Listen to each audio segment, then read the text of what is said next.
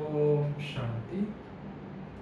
आज तारीख 27/6/2026 प्रातः मुरली ओम शांति बाप दादा मधुबन। बाबा कहते मीठे बच्चे जोग बल द्वारा आत्मा को विकार रूपी अवर्जना को बाहर कर चल। आत्मा जेते बेले बिल्कुल पवित्र हो सेते बेले जाई घर को फेरी जाई पारिबो। बाबा प्रश्न पचारुचंदी ए अंतिम जन्म में बाबांकर केउ निर्देश को पालन करिबारे ही पिलामानकर कल्याण रही। उत्तर बाबा कहउचंती प्रिय संतान माने ए अंतिम जन्म में मो ठारे पूरा संपत्ति नहीं जाओ। बुद्धि को इणे तेणे भ्रमित कर नहीं। विष अर्थात विकार को छाड़ी अमृत पान कर। ये अंतिम जन्म ही तुमको 63 जन्मर अभ्यास को समाप्त करने को हेबो। सेतिपाई दिन राति परिश्रम करी देही अभिमानी हुआ। ओम शांति। शांतिधाम विश्रामपुरी अटे। एबे दुनिया रे समस्ते थकी जाइछंती, चाहुछंती जे आमे निजर सुखधाम को जीवु। एही दुनिया भल लागु नाही। स्वर्ग को देखिले नरकरे मन किपरि लागिबो। कहउछंती बाबा शीघ्र शीघ्र यही दुखधामरु नहीं चलो। बाबा मध्य बुझाउछंती एहा तो छी छी दुनिया अटे। एहार नाम ही आसुरी दुनिया नरक। यह कौन भल अक्षर कि केउठी दैवी दुनिया केउठी आसुरी दुनिया। ये आसुरी दुनिया रे समस्ते विरक्त होई गले, किंतु केही हेले फेरी जाई पारिबे नाही। तमो प्रधान रो अपमिश्रण होई जाइछि। सेही खाद किपरि आत्मारु बाहरिबो सेतिपाई पुरुषार्थ करुछंती। जो माने भल पुरुषार्थी अटंती सेमानकर अवस्था शेष बेलको भल होई जिवो। एही पुराना दुनिया समाप्त होई जिवो। एबे तो आउ अल्प दिन बाकी अछि। जे पर्यंत बाबा आसी फेराई नहीं जाई नाहंती से पर्यंत केही शांतिधाम घर को फेरी जाई पारिबे नाही। दुनिया रे दुख रहिछि ना। लौकिक घरे मध्य किछि ना किछि दुख थाए। तुम पिला मानक मन भितरे अछि जे बाबा एबे हमकु दुखरु मुक्त करिबा पई आसीछंती। जे संतान मानकर भल निश्चय बुद्धि रहिछि सेमाने केबे भी बाबांकर स्मृति को भूलिबे नाही। बाबा को ही कुहा जाए सभिंकर दुख हर्ता। तांको पिला माने ही चिन्हि छंती। जदि समस्ते चिन्हि जिबे तेबे एते मनुष्य केउठी आसी बसिबे। यह तो होई पारिबो नाही। सेतिपाई मध्य ड्रामा रे सेही बली नियम रहिछि। जो माने श्रीमत रे चालुछंती सेही माने ही उच्च पद पाई पारिबे।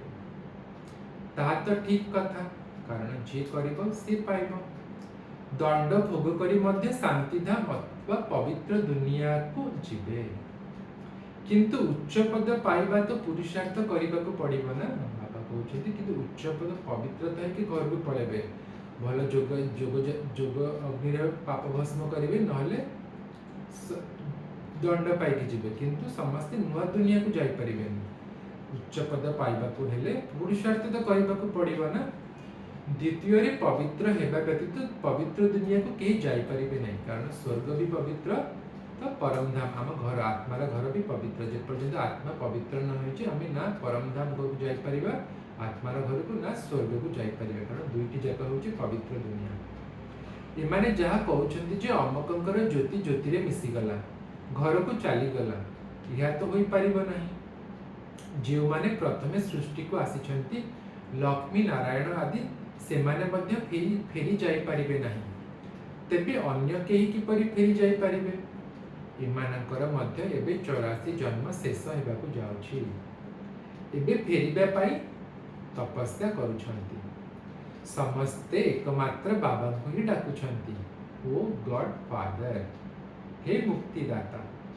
सेही ईश्वर पिता दुखहर्ता सुखकर्ता अटंती। श्री कृष्ण आदि आउ काहाकु डाकी नथांती। ख्रिस्टियन हुअन्तु बा मुसलमान हुअन्तु समस्ते हे ईश्वर पिता कही डाकुथांती। आत्मा डाकुची निदर पिता, आत्मा डाकुची परमात्मा, कारण बुद्धि रे अछि मो पिता होछि आत्मार पिता सेही परम पिता परमात्मा। पिता सेते बेले कहिथांती जेते बेले भाबिथांती मो आत्मा अटे। परमात्मा को सेतिके डाकती जेतेले भावती कि मु आत्मा अटे। बाबा कहते आत्मा मध्य किछि जिनिस तो रही ना। बाबा कहते भले एत जन्म नहीं सारी किंतु आत्मा किछि तो स्मृति रही ना। आत्मा कौन सी बड़ जिनिस नुहे, सी तो तारा सदृश एवं अति सूक्ष्म अटे। बाबा जेपरी अटंती आत्मार स्वरूप मध्य सेहीपरि अटे। एबे तुमे बाबांकर महिमा करुछ। सीए सत्य चैतन्य अटंती, ज्ञानर सागर आनंदर सागर अटंती। तुमर आत्मा मध्य तांको समान हेउछि। आमे भी बाप समान होछु, बापा समान होछु। तुम बुद्धि रे एबे सारा सृष्टिर आदि मध्य अंतर ज्ञान आसी जाइछि। अन्य कौनसी मनुष्य पाखरे एही ज्ञान नाही। सारा भारत सारा विदेश खोजी नियो, कहा को भी जन नहीं। आत्मार पिता किए से, आत्मार पिता आत्मा सदृश जे आत्मा जमिति आत्मार पिता सेमिति से पिता किए से, परम पिता किए से। भले अलग अलग नारे डाकुछंती, किए गॉड, किए अल्लाह, किए वाहिगुरु, किंतु से किए ताको घर कोउटी केही जानि नाहांती। आत्मा 84 जन्मर अभिनय करुछि। ए सृष्टि रंगमंच रे आत्मा आसी आत्मार घरु 84 जन्म ए शरीर रूपी वस्त्र पिंधि 84 जन्मर नाटक करुछि, अभिनय करुछि। 84 लक्ष जन्म तो असंभव। 84 लक्ष जन्म तो कि वर्णन भी करि परिबे नाही। बाबा कहउछथि तुमे निजर जन्म को जानि ना। मु सुनाउछि, गीता रे मध्ये अर्जुन को कृष्ण कहितले तू तोर जन्म को जानि न, मु आसी तोर सब जन्मर कहानी कहउछि। तो यही से परम पिता परमात्मा जे आसी कि हमको हम सब जन्मर आदि मध्य अंतर ज्ञान देउछन्ति। से माने सब किछि सुनिथिले मध्ये पत्थर बुद्धि हेबा कारणरो किछि बुझी पारु नाहंती जे 84 जन्म होइतिले किए किपरि सुनाई परिबे। यदि जो आत्मार 84 जन्मर पार्ट थिबो तबे तार आत्मार कहानी की सुनाइबो। सेपरि 84 जन्म तो 84 लक्ष जन्म तो हेई परिबे, 84 जन्म ही होइथाय। एबे तुमे जानिछ जे आमे ब्राह्मण अटु। आमे 84 जन्म नहीं सारिछु, कारण बाबा जेबेले आसंती आमे शूद्ररु बाबा हमको ब्राह्मण करंती। ब्रह्मा मुख वंशावली ब्राह्मण करंती। एही ब्रह्मा मध्ये 84 जन्म नहीं छंती, विष्णु मध्ये 84 जन्म नहीं छंती, कारण जे ब्रह्मा से विष्णु। ब्रह्मारु विष्णु, विष्णुरु ब्रह्मा।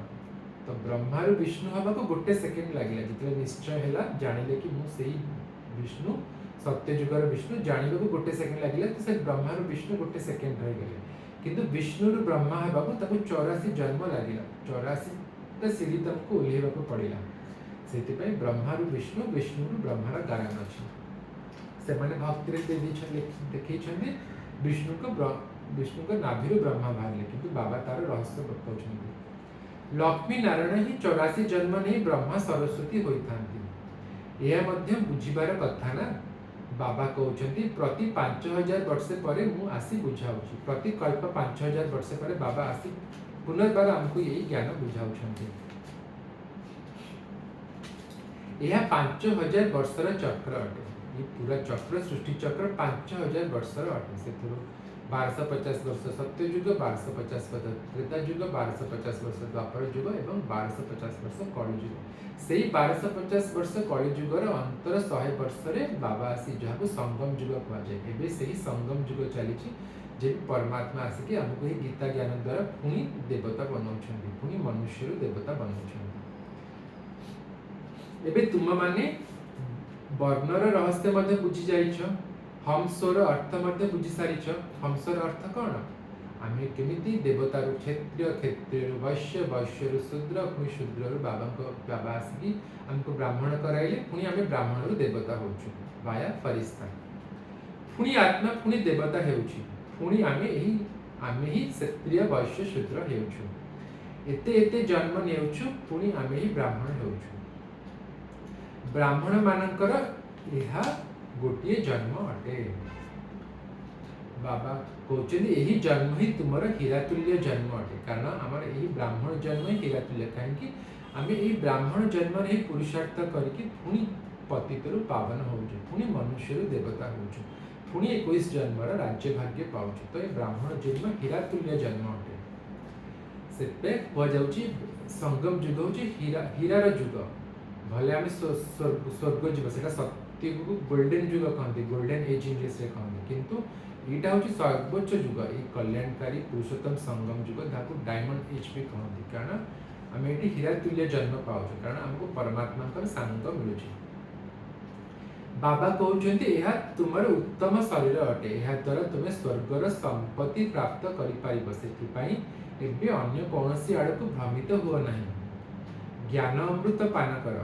तुम्हें मध्य बुझी पारुछ जे आमे निश्चय भाव में 84 जन्म नहीं, जो मैंने 84 जन्म नहीं से बुद्धि रे ज्ञान बहुत भल कि धरिबो, से जानबे जे निश्चय बुद्धि आसीबो जे आमे ही 84 जन्म नहीं आ यही हमर अंतिम जन्म। तुम्हें माने प्रथमे सत्य जुगरे सत्व प्रधान थिल, पुणी सत्वगुणी हेल, त्रेतारे आमे सत्वगुणी हेलु, सत्य जुगरे सत्व प्रधान थिलु, तापरे रूपार मिश्रण मिसिला, सत्य जुगरे सुनारे रूपार खाद मिसिला, एकदम पूरा हिसाब बाहर करा जाउछि। सत्य जुगरे आमे पूरा सुना थिलु, त्रेतारे रूपार खाद मिसिला, द्वापर रे तंबार खाद मिसिला, कलि जुगरे लुहार खाद मिसिला। एबे कलि जुगर अंतरे पूरा आत्मा बाबा कहते मूलम्मा हो जाए, पूरा खाद सुनार नाम निशान भी नहीं। एबे सरकार मध्य कहूछि सुनारे खाद मिसाओ, 14 कैरेट सुना पिंध, सुनारे खाद मिसाइबा यह भारतवासी माने अशुभ भावी थांती। बाहाघर समय रे एकदम खांटी सुनार गहना पिंधि थांती। सुना प्रति मध्य भारतवासी मानकर बहुत आकर्षण रही, कहीं भारतर कथा न कहवा भल, बुद्धि रे अछि भारत स्वर्गर चिड़िया थिला, स्वर्गर सुनार चिड़िया थिला, तो भारत रे ही सुना मोती माणिकर राजमहल थिला, तो बुद्धि रे अछि। सत्य जुग रे तो सुनार महल थिला, सुनार इटा थिला, सेहि परि एठारे इटा गुड़िक गदा होई रहिछि, जेपरि एठारे माटीर इटा गदा होई रहिछि, स्वर्ग रे सुनार इटा गदा रहिथिबो। बाबा कहते सेहि परि सेठारे सुना रूपा गदा होई रही थाए, जेपरि कहूच खेल देखाई थांती ना, जेपरि कुहुक खेल देखाई थांती ना, सेथिरे सुनार इटा को देखाई भाबंती नहीं जीवी, किंतु स्वर्ग को साक्षात्कार भाबंती स्वर्ग रु इटा नहीं आसीबी, किंतु तळ को खसिबा परे बाबा कहउछिने, किंतु तळ को खसिबा परे बा कुहुक समाप्त होई परे सेथि देखि थांती जे किछि नाही, तले देखंती आखि खोले साक्षात्कार बाहर को आसंती, देखंती हाथ रे किछि नाही, से सब कथा एहा सहित किछि ना किछि मिसी जाउछि। कन्या माने जानुछंती एबे आमे पुनर्बार स्वर्ग को जाउछु, पुणी जदि पिता बा आउ केही हैरान करि थांती तेबे बिचारी भितरे भितरे कांदी थांती। बाबा आउ डेरी कर नाही, केबे आमे सुखधाम को जिबु, पचारुछंती कन्या माने पचारुछंती बाबा आउ डेरी कर नाही, केबे आमे सुखधाम को जिबु। तो बाबा कहउछंती पिला माने शीघ्र किपरि करिबी, प्रथमे तुमे जोग बल द्वारा निज भितरे थिबा विकार रूपी मैला अवर्जना तो बाहर कर। बाबा कहउछंती मु तो नहीं जीबी नहीं बा कोई आछि, किंतु तमे पवित्र हेले तो पवित्र दुनिया को जीव, तो जोग अग्नि तो आगे निजर विकार रूपी जो सब खाद पड़ी आत्मा रे ताकू तो जोग अग्नि रे भस्म कर, जोगर यात्रा रे रुह। बाबा सांत्वना देउछंती, डाकुच मध्य हे पतित पावन आस, किए पतित पावन, सेही निराकारी परम पिता परमात्मा शिव बाबा। गायन मध्य करूछंती समस्तिंकर सद्गति दाता जणे, एठारे एठिकार ही कथा, यह एठिकार ही कथा। अकासुर बकासुर यही सब कथा यही संगम समय रही अटे, यह आसुरी दुनिया ही अटे। यही कलि जुग रे जो मनुष्य रे आसुरी वृत्ति अछि, आसुरी स्वभाव अछि, सेही असुर, ना कि कोई असुर जार दांत थिबो सिंह थिबो, सेमिति कि असुर नथांती। यही अकासुर बकासुर प्रवृत्ति वाला मनुष्य जहाँ भीतर विकारी स्वभाव संस्कार अछि, सेही अकासुर बकासुर। तेणु बाबा बुझाउछंती मु कल्प कल्प संगम जुग रे आसुछि, जेतेबेले सारा दुख जीर्ण शीर्ण अवस्था हो जाए। तुमे जानिछ सत्य जुग रे प्रत्येक जिनिस सत्य प्रधान थाए, एठारे एते पक्षी जीवजंतु आदि अछंती, ए सब एते संख्या रे सेठारे रहिबे नाही। बड़ बड़ लोकंक पाखरे बहुत स्वच्छता देखिबा को मिली थाए, सेमानक रहिबार स्थान एवं असाब पत्र इत्यादि बहुत सुंदर होई थाए। तुमे माने मध्य केते श्रेष्ठ देवी देवता हेउछ, सेठारे एभली कोनोसी निकृष्ट वस्तु रही परिबो नाही। ଏଠାରେ ତ ମଶା ମାଛି ଇତ୍ୟାଦି ଅନେକ ପ୍ରକାରର ରୋଗ ଜୀବାଣୁ କେତେ ସବୁ ଅବର୍ଜନା ରହିଛି। ଗ୍ରାମ ମାନଙ୍କର ଏତେଟା ଅବର୍ଜନା ନଥାଏ। ବଡ଼ ବଡ଼ ସହରରେ ବହୁତ ଅଳିଆ ଆବର୍ଜନା ଥାଏ, କାହିଁକି ନା ବହୁତ ମନୁଷ୍ୟ ହୋଇଗଲେଣି, ରହିବା ପାଇଁ ଜାଗା ନାହିଁ। ବାବା କହୁଛନ୍ତି ତୁମେ ସାରା ବିଶ୍ୱର ମାଲିକ ହେଉଛ। ମନୁଷ୍ୟ ଗାୟନ କରୁଛନ୍ତି ଘଟ ମଧ୍ୟରେ ବ୍ରହ୍ମ, ଘଟ ମଧ୍ୟରେ ବ୍ରହ୍ମା, ଘଟ ମଧ୍ୟରେ ବିଷ୍ଣୁ, ଘଟ ମଧ୍ୟରେ ହିଁ 9 ଲକ୍ଷ ତାରକଗଣ ଅଛନ୍ତି। ବ୍ରହ୍ମା ହିଁ ବିଷ୍ଣୁ ହୋଇଥାନ୍ତି, ବିଷ୍ଣୁଙ୍କ ସହିତ ତାରାମାନେ ମଧ୍ୟ ଅଛନ୍ତି। ସତ୍ୟ ଯୁଗରେ ଏମାନେ ଯେତେବେଳେ ଦେବତା ହୋଇଥାନ୍ତି ସେତେବେଳେ ଏପରି ଅଳ୍ପ ସଂଖ୍ୟାରେ ହିଁ ଥାନ୍ତି। ବୃକ୍ଷ ପ୍ରଥମେ ଛୋଟ ହୋଇଥାଏ, ପୁଣି ଧୀରେ ଧୀରେ ବୃଦ୍ଧି ପ୍ରାପ୍ତ କରେ। ସତ୍ୟ ଯୁଗରେ ତ ବହୁତ ଅଳ୍ପ ରହିବେ, ମଧୁର ପାଣି ଥିବା ନଦୀମାନଙ୍କ କୂଳରେ ରହୁଥିବେ। ଏଠାରେ ନଦୀମାନଙ୍କ ଠାରୁ ତ ବହୁତ କେନାଲ ଇତ୍ୟାଦି ବାହାର କରୁଛନ୍ତି। ସେଠାରେ କେନାଲ ଆଦି ନଥାଏ, ଖୁବ୍ କମ୍ ସଂଖ୍ୟାରେ ତ ମନୁଷ୍ୟ ଥାନ୍ତି। ଏତିକି ଲୋକଙ୍କ ପାଇଁ ଗଙ୍ଗା ଯମୁନା ନଦୀ ତ ରହିଛି, କାରଣ ଆମ ପରିସ୍ଥାନ, ଆମ ସ୍ୱର୍ଗ କୋଉଠି ହବ? ବାବା କହୁଛନ୍ତି ଦିଲ୍ଲୀରେ ହବ, ତ ଦିଲ୍ଲୀରେ ଗଙ୍ଗା ଯମୁନା ଅଛି। ସେତିକି ପାଣି ହିଁ ଆମକୁ ଆବଶ୍ୟକ, କାରଣ ଜନସଂଖ୍ୟା ସେଥିରେ ମନୁଷ୍ୟମାନେ କମ୍ ଥିବେ। ସେହି ନଦୀମାନଙ୍କ ପାଖରେ ହିଁ ନିବାସ କରିବେ। ପଞ୍ଚତତ୍ତ୍ୱ ମଧ୍ୟ ଦେବତାମାନଙ୍କର ସେବକ ହୋଇଯାଇଥାନ୍ତି, ସିଏ ଆମର ଦାସୀ ହୋଇଯିବେ। ପ୍ରକୃତି ଆମର ଦାସୀ ହୋଇଯିବ। ଯେତେବେଳେ ଆତ୍ମା ସତ୍ତ୍ୱ ପ୍ରଧାନ ହେଇଯିବ, ପ୍ରକୃତି ପୁରୁଷ ମାନେ ଆତ୍ମାର ଦାସୀ ହୋଇଯିବ। କେବେ ହେଲେ ଅସମୟରେ ବର୍ଷା ହୁଏ ନାହିଁ। କୋଉଠି? ସ୍ୱର୍ଗରେ। ନଦୀମାନେ ମଧ୍ୟ କେବେ ଉଛଳନ୍ତି ନାହିଁ, ଯେହେତୁ ତାର ନାମ ସ୍ୱର୍ଗ, ତେବେ ଆଉ କଣ କରିବେ? ବାବା କହୁଛନ୍ତି ତା ନାଁ ହିଁ ସ୍ୱର୍ଗ, ତ ଏଇଭଳି ଜିନିଷ କେବେ ହେଇପାରିବ ନାହିଁ। ସେଠି କହୁଛନ୍ତି ସ୍ୱର୍ଗର ଆୟୁଷ ଏତେ ଲକ୍ଷ ବର୍ଷ ଅଟେ। ତାହା ହେଲେ ସେଠାରେ କିଏ ରାଜ୍ୟ କରୁଥିଲେ ତାହା ତ କୁହ। କେତେ କାହାଣୀ ସବୁ ଶୁଣାଉଛନ୍ତି, କହୁଛନ୍ତି ସ୍ୱର୍ଗ କେତେ ଲକ୍ଷ ଲକ୍ଷ ବର୍ଷ, କିନ୍ତୁ ସେଠି କିଏ ରାଜ୍ୟ କରୁଥିଲେ କହିଲେ କେହି କହିପାରିବେନି। ବାବା କହୁଛନ୍ତି କେତେ କାହାଣୀ ସବୁ ଶୁଣାଉଛନ୍ତି। ତୁମେ ମାନେ ଜାଣିଛ ଆମେ କଳ୍ପ ପୂର୍ବ ପରି ଅଭିନୟ କରୁଛୁ। ରୁଦ୍ର ଜ୍ଞାନ ଯଜ୍ଞରେ ଅନେକ ପ୍ରକାରର ଅସୁର ମାନଙ୍କର ବିଘ୍ନ ପଡ଼ିବ। ପୁଣି ମନୁଷ୍ୟ ଭାବୁଛନ୍ତି ଅସୁର ମାନେ ଉପରୁ ଅଳିଆ ଆବର୍ଜନା ଗୋବର ଇତ୍ୟାଦି ପକାଇଥିଲେ, କିନ୍ତୁ ଏପରି ନୁହେଁ। ତୁମେ ଦେଖୁଛ କେତେ ବିଘ୍ନ ପଡୁଛି, ଅବଳା ମାନଙ୍କ ଉପରେ ଅତ୍ୟାଚାର ହେଉଛି, ତେବେ ତ ଘୋଡ଼ା ଭରିବ। ବାବା କହୁଛନ୍ତି କିଛିଟା ସହନ କରିବାକୁ ପଡ଼ିବ। ତୁମେ ଜାଣିଛ ନିଜର ପିତା ଏବଂ ତାଙ୍କର ସମ୍ପତ୍ତିକୁ ମନେ ପକାଅ। ବାବା କହୁଛନ୍ତି ଅତ୍ୟାଚାର ସମୟରେ ନିଜର ପିତା ଓ ମିଳୁଥିବା ସମ୍ପତ୍ତିକୁ ମନେ ପକାଅ। ମାଡ଼ ଖାଇବା ସମୟରେ ମଧ୍ୟ ବୁଦ୍ଧିରେ ଶିବ ବାବାଙ୍କୁ ମନେ ପକାଅ। ତୁମ ବୁଦ୍ଧିରେ ତ ଜ୍ଞାନ ଅଛି, ଯଦି କାହାକୁ ଫାଶୀ ଉପରେ ଚଢ଼ାଉଥାଏ ତେବେ ପାଦ୍ରୀ ମାନେ ଖ୍ରୀଷ୍ଟିଆନ ମାନେ ତାଙ୍କୁ କହନ୍ତି, ପ୍ରିଷ୍ଟ ମାନେ ତାଙ୍କୁ କହନ୍ତି ଗଡ୍ ଫାଦରଙ୍କୁ ମନେ ପକାଅ। ଏପରି କୁହନ୍ତି ନାହିଁ ଯେ ଖ୍ରୀଷ୍ଟଙ୍କୁ ମନେ ପକାଅ। ଈଶ୍ୱରଙ୍କୁ ମନେ ପକାଇବା ପାଇଁ ଇଙ୍ଗିତ କରିଥାନ୍ତି। ଈଶ୍ୱର ଏତେ ପ୍ରିୟ ଅଟନ୍ତି ଯାହାକୁ ସମସ୍ତେ ଡାକୁଛନ୍ତି। ଆତ୍ମା ହିଁ ଡାକୁଛି। ଏବେ ଆତ୍ମ ଅଭିମାନୀ ହେବାର ହିଁ କଷ୍ଟ। 63 ଜନ୍ମ ତୁମେ ଦେହ ଅଭିମାନରେ ରହିଛ। ଏବେ ଏହି ଗୋଟିଏ ଜନ୍ମରେ ଆଧା କଳ୍ପର ଏହି ଅଭ୍ୟାସକୁ ସମାପ୍ତ କରିବାକୁ ହେବ। ତୁମେ ଜାଣିଛ ଦେହୀ ଅଭିମାନୀ ହେବା ଦ୍ୱାରା ଆମେ ସ୍ୱର୍ଗର ମାଲିକ ହୋଇଯିବା। କେତେ ଶ୍ରେଷ୍ଠ ପ୍ରାପ୍ତି ଅଟେ। ତେଣୁ ଦିନ ରାତି ଏହି ଚେଷ୍ଟାରେ ଲାଗି ରହିବାକୁ ପଡ଼ିବ।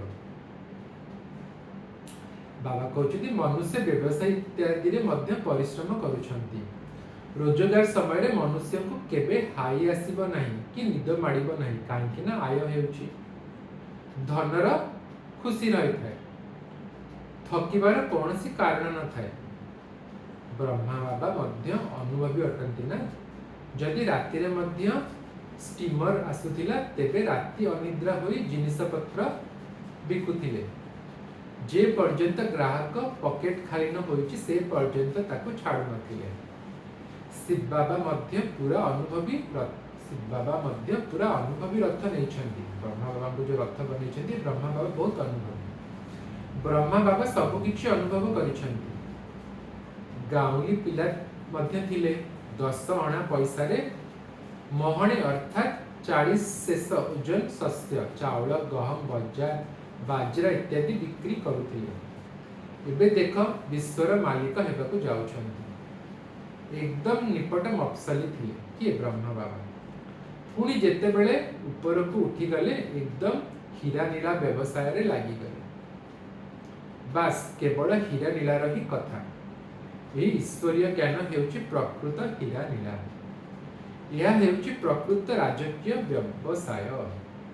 ब्रह्मा बाबा बहुत अनुभवी अटंती।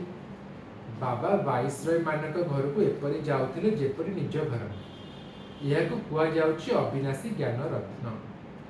यह को तुमे जेते बुद्धि रे धारण करिबो तुमे सेते पदमपति हेबो। शिव बाबा कुआ जाए शिव बाबा को कुआ जाए सौदागर रत्नागर। तांकर एमिति महिमा मध्य गायन करूछन्ति। पुणी कहि देउछन्ति सर्वव्यापी। गोटे पटे एते गायन करूछन्ति महिमा करूछन्ति पुणी गोटे पटे सर्वव्यापी कहउछन्ति। कोन कहउछन्ति कण कण रे पत्थर कुकुर बिले भितरे भगवान अछन्ति। महिमा सहित पुणी केते निंदा करूछन्ति। भक्ति मार्ग रे किपरि अवस्था होई गलानी। बाबा कहउछन्ति भक्ति मार्ग रे किपरि अवस्था होई गलानी। पत्थर को पूजा करी करी बुद्धि पत्थर बुद्धि हे गलानी। बाबा कहउछन्ति जेते बेले भक्ति शेष हेबाकु जाई थाए सेते बेले भक्त मानकर रक्षक पिता आस्थान्ति। जेते भक्ति इति हे जाए सेतिकेले भगवान आसकी ज्ञान देइथान्ति। भक्त मानको रक्षा करिथान्ति। रक्षक भगवान आसकी रक्षा करिथान्ति। बहुत भक्ति करी किए करती एकता मध्य प्रमाणित होइथाय। किए भक्ति बहुत भक्ति आमे माने पिला जो माने बे ज्ञान पाइछु आमे माने बहुत भक्ति करिथि तो हमको भक्ति रा फल ज्ञान एबे मिलिछि। सबुठारु अधिक बाबा कहउछन्ति सबुठारु अधिक भक्ति तुमे माने करिछु। आमे बाबांको पिला माने सबुठारु अधिक भक्ति करिछु सेति पई हमको बाबा आसी ज्ञान देले। कारण भक्ति रा फल होउछि ज्ञान। तुमे माने ही एठाकू आसी प्रथमे प्रथमे ब्राह्मण हेउछ एवं बाबांको ठारु पुनर्बार पूज्य हेबार संपत्ति नेउछ। रावण तुमको पुजारी करि देइछि। बाबा आसी पुजारी पूज्य करूछन्ति। रावण हमको पुजारी करि देइछि। बाबा आसी हमको पुणी थरे पूज्य करूछन्ति। यह हेउछि भगवानु बाच। भगवान जणे अटंती। दुई तीन जण भगवान नथांती। गीता भगवान को द्वारा उच्चारित हेउछि। शिव भगवान वाच परिवर्ते श्री कृष्णकर नाम लिखि देइछन्ति तेबे केते पार्थक्य होई जाइछि। जदि आज लिखिथान्ते गीतार भगवान परमपिता परमात्मा निराकार शिव तेबे आज समस्ते ई भगवान को मानिथान्ते। जेहेतु शिव जगह कृष्ण को दे देइछन्ति तो अनेक धर्म हे जाइछ। समस्ते कृष्ण को मानुनान्ति कि ये भगवान। ड्रामा अनुसार पुणी गीतार मध्य एही बळी परिवर्तन हेबो। पुनर्बार डाकुछन्ति जे पतित पावन आस। बाबा पवित्र करूछन्ति रावण पतित करूछि। बाबा कहउछन्ति बाबा पवित्र करूछन्ति रावण पतित करूछि। तेणु ए सब बुझिबा पई केते बुद्धि दरकार। श्रीमत हेउछि एकमात्र बाबांकर श्रेष्ठ मत। एही लक्ष्मी नारायण बाबांक मत आधार रे ही स्वर्गर मालिक होइछन्ति। अच्छा यार मीठा मीठा सिकिलाधा संतान मानक प्रति माता पिता बाप दादांकर मधुर स्नेह संपन्न शुभेच्छा एवं सुप्रभात। आत्मिक संतान मानकर आत्मिक पितांकर आत्मिक संतान मानक नमस्ते। आम सब आत्मिक संतान मानकर आत्मिक माता पिता बाप दादांको मधुर स्नेह संपन्न शुभेच्छा एवं सुप्रभात। नमस्ते नमस्ते नमस्ते बाबा नमस्ते। शुक्रिया बाबा शुक्रिया। आजिर धारणा पई मुख्य सारांश 1 एही गोटिए जन्म रे 63 जन्मर पूर्ण देह अभिमान रो अभ्यास को समाप्त करिवार परिश्रम करिबाकू हेबो। देही अभिमानी माना आत्म अभिमानी होई स्वर्गर मालिक हेबाकू पड़िबो। 2 एही हीरा तुल्य श्रेष्ठ जीवन रे बुद्धि को एणे तेणे भ्रमित करिवार नाही। सत्य प्रधान हेबार अछि। सब अत्याचार को सहन करी बाबांको ठारू पूरा संपत्ति नेबार अछि। आजिर वरदान साकार पितांको समान निजर प्रत्यक्ष कर्म को स्मरण योग्य करुथिबा आधार मूरत एवं उद्धार मूरत भव। तार विस्तार बाबा कहउछन्ति जेपरि साकार बाबा निजर साकार बाबा के ब्रह्मा बाबा जेपरि साकार बाबा निजर प्रत्यक्ष कर्म को स्मरण योग्य करि दैछन्ति सेहिपरि तुम मानकर प्रत्यक्ष कर्म स्मरण योग्य सेतेबेले होई परिबो जेतेबेले तुमे माने निजको आधार मूरत एवं उद्धार मूरत माने करि चलिबो।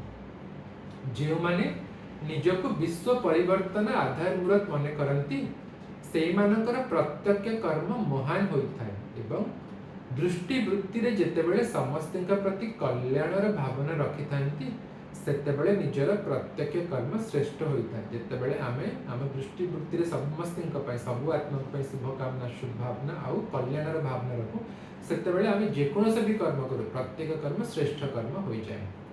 এইভাবে শ্রেষ্ঠ কর্ম হি স্মরণ যোগ্য অর্থাৎ স্মারকী ହୋଇଥାଏ। ତ ଆମର ଏହି ଶ୍ରେଷ୍ଠ କର୍ମ ଯାହା ଆମେ ସଙ୍ଗମ ଯୁଗରେ କରୁ ତାହା ଭକ୍ତି ମାର୍ଗରେ ସ୍ମାରକୀୟ ହୋଇଯାଏ। ଆଜିର ସ୍ଲୋଗାନ ସତ୍ୟତାର ଶକ୍ତିକୁ ଧାରଣ କରିବା ପାଇଁ ସହନଶୀଳ ହୁଅ। ବାବା କହୁଛନ୍ତି ସତ୍ୟତାର ଶକ୍ତିକୁ ଧାରଣ କରିବା ପାଇଁ ସହନଶୀଳ ହୁଅ। ଅବ୍ୟକ୍ତ ଇଶାରା ସର୍ବଦା ହର୍ଷିତ ରହିବା ପାଇଁ ନିଜର ସ୍ୱଭାବକୁ ସରଳ କର ଏବଂ ସହନଶୀଳ ହୁଅ। ତାପାଇଁ ବାବା କହୁଛନ୍ତି ଏହି ସହଜ ଯୋଗୀ ଜୀବନରେ ଯଦି କୌଣସି କଥାରେ ମୁସ୍କିଲର ଅନୁଭବ ହେଉଛି ତେବେ ସହଜ ରାଜ୍ୟ କରିପାରିବ ନାହିଁ। ଦେଖ ଲ କ'ଣ କହୁଛି ବାବା କହୁଛନ୍ତି ଯଦି କୌଣସି କଥାକୁ ସହନ କରିବାକୁ ମୁସ୍କିଲ ଅନୁଭବ ହେଉଛି ତେବେ ଆମେ ସହଜ ରାଜ୍ୟ କରିପାରିବା ନାହିଁ। ମାନେ ଆମେ ଯେତେବେଳେ ରାଜ୍ୟ କରିବା ସତ୍ୟ ଯୁଗ ତେବେଳେ ଆମେ ସହଜ ରାଜ୍ୟ କରିପାରିବା ନାହିଁ। ଏଠିକାର ସଂସ୍କାରକୁ ହିଁ ସେଠାରେ ନେଇଯିବ କାରଣ ଆତ୍ମା ସଂସ୍କାର ନେଇକି ଯିବ। ଆତ୍ମା ଅନ୍ତ ସମୟରେ ଯୋଉ ସଂସ୍କାର ଦେବ ସେ ସଂସ୍କାର ଆତ୍ମା ନେଇକି ଯିବ। ଦେଖ ତୁମମାନଙ୍କ ସ୍ମାରକୀ ରୂପରେ ଦେବତା ମାନଙ୍କର ଯେଉଁ ଚିତ୍ର ତିଆରି କରୁଛନ୍ତି ତାଙ୍କର ଚେହେରାରେ ସରଳତା ନିଶ୍ଚିତ ଦେଖାଯାଇଥାନ୍ତି। ତେଣୁ ଯିଏ ଯେତିକି ସରଳ ପୁରୁଷାର୍ଥୀ ହୋଇଥିବେ ସେ ସେହି ଅନୁସାରେ ସଂକଳ୍ପରେ ମଧ୍ୟ ସରଳ ବାଣୀରେ ମଧ୍ୟ ସରଳ କର୍ମରେ ମଧ୍ୟ ସରଳ ହୋଇଥିବେ। ଯାହାର ପୁରୁଷାର୍ଥ ଯେତେ ସରଳ ହୋଇଥିବ ତା ସଂକଳ୍ପ ସେତେ ସରଳ କର୍ମ ସେତେ ସରଳ ଆଉ ବାଣୀ ସେତେ ସରଳ ଆପେ ହିଁ ହୋଇଥିବ। ତାକୁ ହିଁ ଫରିସ୍ତା କୁହାଯାଏ। अच्छा ओम शांति।